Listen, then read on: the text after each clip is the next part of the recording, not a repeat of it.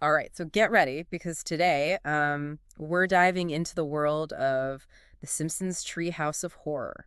Oh, spooky. It is spooky, it is hilarious, it is iconic, Fuck it is. and you, dear listener, you want to know which episodes are the best of the best? Yes. You sent in tons of material on these Halloween specials, and of course, as a Simpsons fan, you don't just want a list, you want to know why these episodes are so good. We're going deep. We are going We're to. going to figure out how they've changed over the years and also, I think, settle the debate once and for all. Yes. Are the early episodes really the best, or is it just nostalgia talking? Yeah, and we have some great material to work with here. We do. Screen Rant has ranked what they think are the top 20 Treehouse of Horror episodes Damn. spanning the entire run of the show. Oh, wow. So we're really going to be able to see how things have changed over time. Yeah, it's going to be like looking through a window into the past, Exactly. into how comedy has changed, Mhm. how horror has changed, how The Simpsons has managed to stay relevant all this time. Mm-hmm. It's exciting stuff. It is. It is. Yeah. Okay, so before we get too far, let's just set the stage here. You know, for anyone who's listening who might not be as hardcore of a Simpsons fan as you are, just remind everyone, what exactly is the format of these Treehouse of Horror episodes? Okay, so each Treehouse of Horror is an anthology, Okay. usually with 3 short stories, Mm-hmm. all horror, sci-fi, supernatural. Yeah, and they're often parodies, right? Oh yeah, big time. Spoofing movies, TV shows, books, you name it. And the best part is, none of it affects the normal Simpsons timeline, right? Exactly. It's like its own little world. The characters can die, come back to life, turn into zombies, whatever. It's just pure mayhem. Pure mayhem. And that's what makes them so much fun. It does, because it gives the writers so much freedom, right? Oh, totally. They can just go wild, experiment, push the boundaries, and not worry about messing up the main story. Exactly. Which actually brings us to something interesting about that Screen Rant list. Okay. A lot of the top-ranked episodes, they're from the earlier seasons. Yeah, that's true. So is that because the quality dipped later on, or are we just blinded by nostalgia? That's the big question, right? It is. And hopefully by the end of this, we'll have an answer for you. We'll see. But first, let's talk about some of the common threads that run through all these Treehouse of Horror episodes. Okay. You know, one thing that I noticed, especially in the early days, was this real emphasis on classic horror literature. Ah, the classic. The classics, you know, like Edgar Allan Poe, Mary Shelley's Frankenstein. Yep, those gothic masterpieces, perfect fodder for The Simpsons. They really are. And let's not forget about those iconic movie monsters. Right. Dracula, King Kong, Yeah. the creature from the Black Lagoon. They all got The Simpsons treatment. They did. And it wasn't just like a mindless parody. It was like smart, you know? Oh, absolutely. They were paying homage to the genre while simultaneously making fun of it. Yeah, There's exactly. a delicate balance. Yeah, they were really celebrating the roots of horror, but with that like comedic twist that only The Simpsons could pull off. Exactly. But then as the show went on, something changed. Things always change. They do. They shifted away from those classic monster mashups and started doing something a little more, how do I put this? A little more modern. Ah, yes. And you know what that tells us? What's that? It tells us that The Simpsons is a show that knows how to adapt. Keep up with the times. Exactly. As pop culture changed, so did Treehouse of Horror. They went from classic horror to skewering whatever was hot at the moment. Hmm.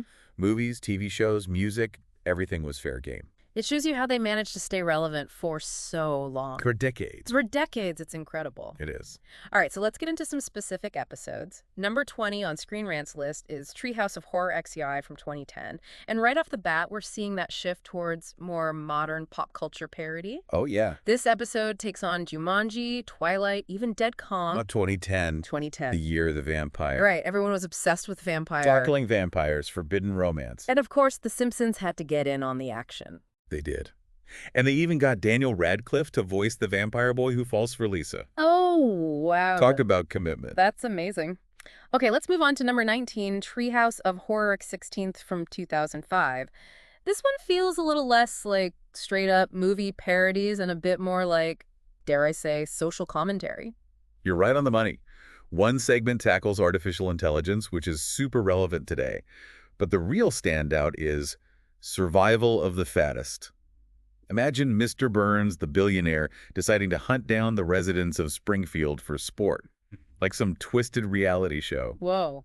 Yeah, it's dark. It's dark, even for The Simpsons. But it's also brilliant satire. It is, because this was the mid-2000s. Reality TV was everywhere. Oh, yeah. Shows like Survivor, Fear Factor, people pushing themselves to the limit for fame and fortune. And The Simpsons tapped right into that. They did. Yeah. They took that obsession with reality TV and turned it into this biting commentary on our fascination with spectacle, with watching other people suffer. Like they were saying, look in the mirror, people. All right, number 18, Treehouse of Horror, Texty Third from 2012. This one seems to tap into some very real, very modern anxieties. It does. One segment has a black hole slowly consuming Springfield. Ah.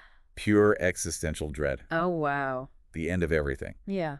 And then, in a nod to the horror trends of the time, there's a found footage segment. Oh, I can see it now. The Simpsons family, running around with a shaky camera. Screaming about ghosts, aliens, probably tripping over their own feet in the process. Classic Simpsons slapstick, but with a modern horror twist. Exactly. It's a great combination. Speaking of great combinations, let's jump ahead to number 16, Treehouse of Horror XX from 2009. Okay. Zombies. Ah, yes, the zombie craze. It was everywhere. And you know, The Simpsons couldn't resist. But they wouldn't just do a straight zombie story, right?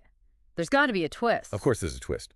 Krusty Burger releases a new burger. It's so addictive, so irresistible, it turns everyone into zombies. It's a hilarious commentary on fast food, on consumerism, on our insatiable appetite for the next big thing, even if it ends up consuming us. That's The Simpsons for you.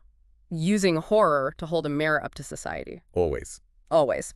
Okay, let's jump ahead again to number 12, Treehouse of Horror, Exception from 2000. This one sounds absolutely bonkers. Bonkers is right. Super intelligent dolphins. Okay. They've had enough of humanity's mistreatment of the oceans. Oh, boy. They rise up, wage war against us land dwellers. This is like a real war. Oh, yeah, and guess what? What? The dolphins win. What? They actually let the dolphins win. They do. Humans are forced to live in the ocean. Wow. The dolphins take over the land. It's hilarious, but it also makes you think, you know... About what? About our relationship with nature. Who's really the intelligent species here? What happens if we keep exploiting the planet? It's a dark message. It is, but it's an important one. I love that they didn't shy away from that. Okay, let's go all the way back to the beginning. Number 7 is the very first Treehouse of Horror, which aired in 1990.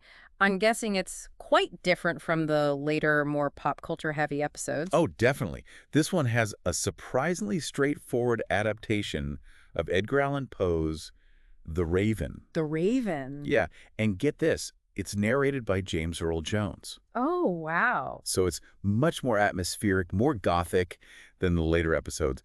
Less wacky, more creepy. So even from the beginning, The Simpsons was showing its range. Range and versatility. They could do creepy, they could do wacky, they could do it all. And they did it well. They did. And that's what makes Treehouse of Horror so special. It's the space where anything goes. Anything goes. Horror and comedy collide. The writers can just let loose and have fun. Exactly. And speaking of having fun, let's talk about the episode that Screen Rant crowned the king of the best. Treehouse of Horror, the 5th, from 1994. This episode, it's a classic, a fan favorite for a reason.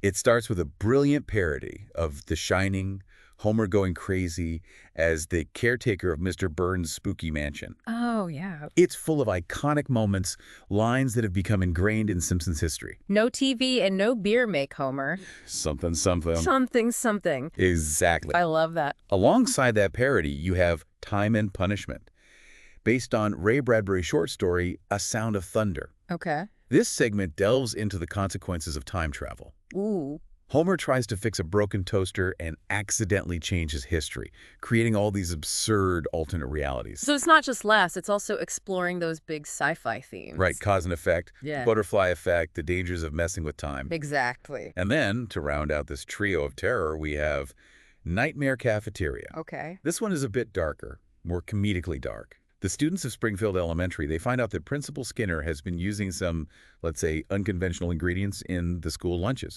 Let's just say the mystery meat takes on a whole new meaning. Oh, my God. It's pretty messed up. Okay, so you've got a classic horror movie homage, a mind-bending sci-fi adventure, and a dash of cannibalistic dark comedy.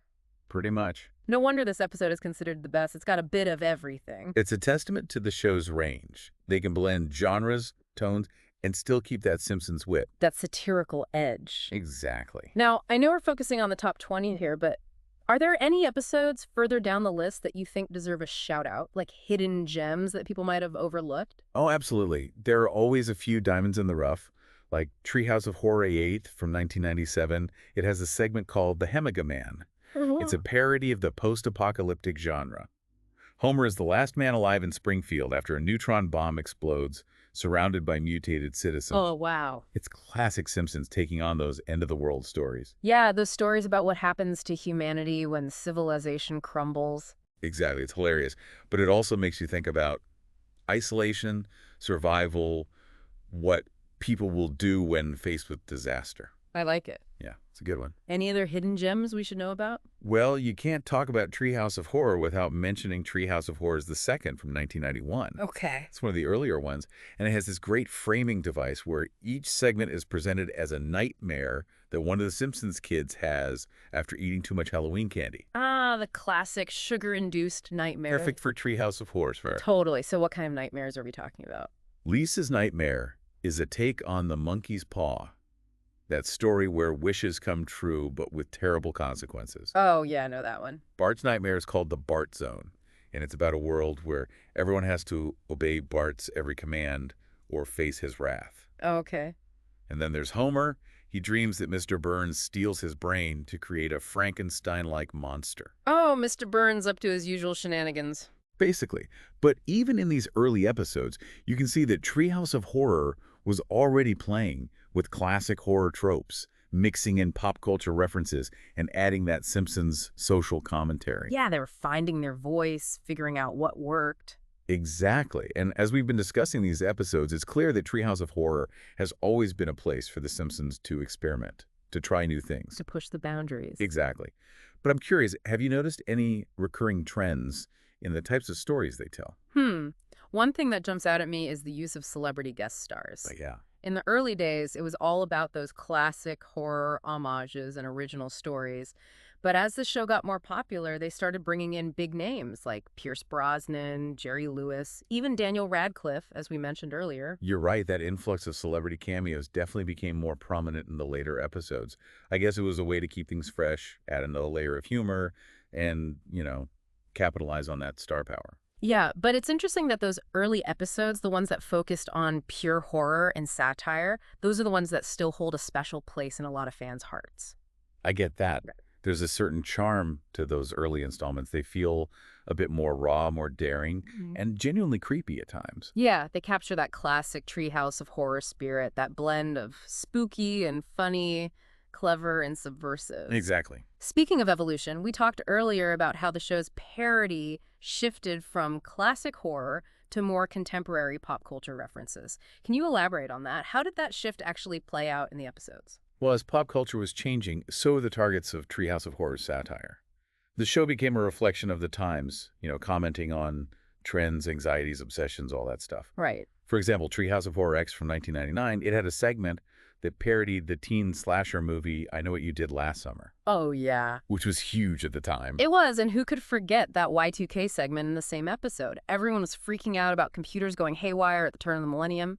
Right, and The Simpsons had to make fun of that, of course. Of course. And that's what's so brilliant about Treehouse of Horror. It's not just horror, it's not just comedy. It's using those genres to examine society, pop culture, what people are thinking about. Yeah, it's social commentary disguised as Halloween fun. Exactly. So it wasn't really a decline in quality, more like a shift in focus. A reflection of how The Simpsons was adapting to the changing world around it, but still keeping that sharp wit, that satirical edge. Precisely. And what's amazing is that even with those changes, Treehouse of Horror has remained a beloved tradition for Simpsons fans. It really has. It's a testament to the show's legacy, its ability to connect with audiences across generations. It reminds us that The Simpsons, at its best, is more than just a cartoon. It's a reflection of our culture, our fears, our shared experiences. Yeah, and Treehouse of Horror takes all of that and turns it up to 11. It's like they took a magnifying glass to society's weirdness and anxieties, and then they just twisted it, distorted it through this lens of horror and comedy. It's so true. And amidst all that chaos, you find these really insightful observations about human nature, technology, just the absurdity of it all. It's social commentary at its finest, but disguised as Halloween shenanigans. So we've gone through the top 20, we've talked about some hidden gems, we've even dissected how the show's humor has changed over the years. We have. So for you, what are the big takeaways here? What makes these episodes so special?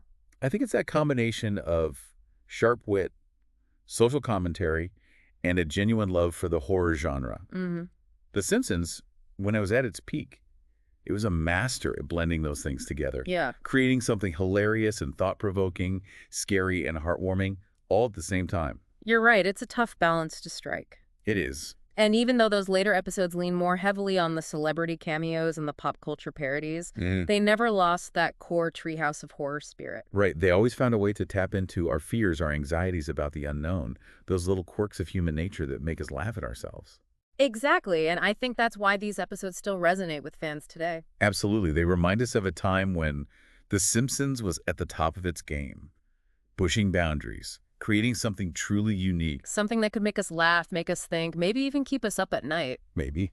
So for all of you listening out there, I want to hear from you. Yes. Which of these episodes, based on everything we've talked about, are you most excited to go back and watch? Or rewatch. Or rewatch, exactly. Yeah. Is there a particular segment, a parody, a line, anything that stuck with you? Let us know. Yeah, and as you're watching, pay attention to how the humor changes, how the things they're making fun of evolve over time. Right, because it really is a fascinating look at how not just The Simpsons, but pop culture itself has changed. Exactly. It's like a time capsule. It is. It is. And it reminds us that The Simpsons, at its best, it's more than just a cartoon. It's a reflection of us. It is. It's a reflection of who we are, where we've been, and maybe even where we're going. And Treehouse of Horror is a perfect example of that.